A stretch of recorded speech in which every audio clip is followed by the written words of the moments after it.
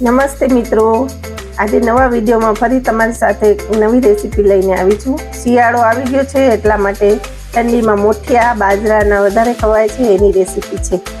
જેના માટેની સામગ્રીમાં બાજરાનો લોટ, ચણાનો લોટ, લીંબુ, આદુ, મરચાં, દૂધી, સૂકી ડુંગળી, લીલી ડુંગળી, લીલું લસણ, ધાણા ભાજી, મેથી અને સૂકા મસાલા, જેમાં છે મીઠું, હિંગ, મરચાં, તેલ, સોડા, હળદર અને ખાંડ. સૌથી પહેલા બાજરાનો લોટ,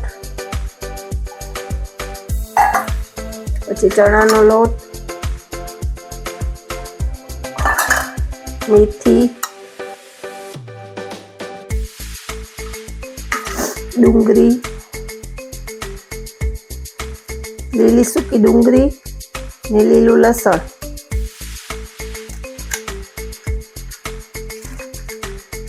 આ બધું આપણે ઝીણું ઝીણું સમારી લીધું છે. પછી આદુ અને લીલું લસણ ને મરચાં એ પણ ઝીણા ઝીણા સમારેલા છે. દૂધી છીણી લીધી છે, એને પણ એડ કરી દેવાની. પછી આ અંદર લીંબુનો રસ એડ કરવાનો. ધાણા ભાજી આમાં નાખવાની, બાકીની આપણે ગાર્નિશિંગમાં નાખવાની. હવે સૂકા મસાલા, થોડીક હળદર, સ્વાદ પ્રમાણે મીઠું,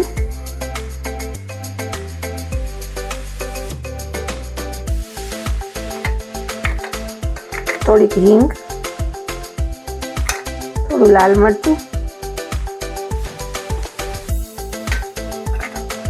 ચપટી સોડા છે જેથી એકદમ સોફ્ટ બનશે. મોણ માટે તેલ અને આ બધું બેલેન્સ જળવાય એટલે મસાલાનું, એટલે થોડીક ખાંડ.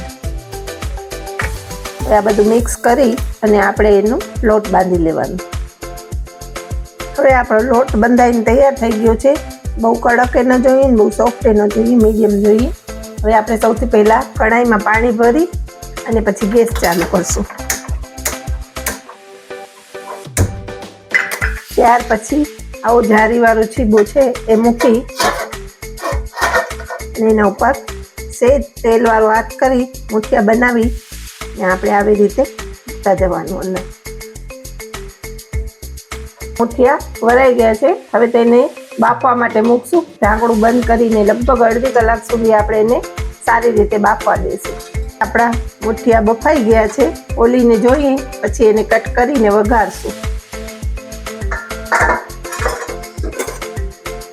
તમે જોઈ શકો છો એકદમ સરસ બફાઈ ગયા છે. એને આપણે કટિંગ કરી લઈએ. હવે આપણા મુઠિયા કટિંગ થઈ ગયા છે. તમે જોઈ શકો છો કેટલા સોફ્ટ થયા છે. હવે એને આપણે વઘારી લઈએ. એના માટે સૌથી પહેલાં ગેસ ચાલુ કરશું.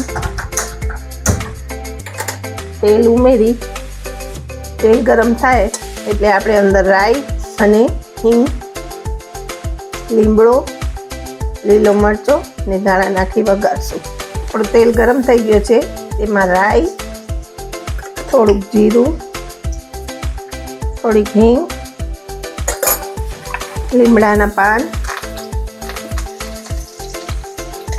અને લીલા મરચાં અંદર એડ કરી દેવાના. અમારા ઘરમાં તલ નથી ખાવાતા એટલે હું તલ નથી નાખતી, નહીં તો તલ નાખીએ તો બહુ સારું લાગે. હવે આ બાફેલા મુઠિયા વઘારમાં એડ કરી દેવાના.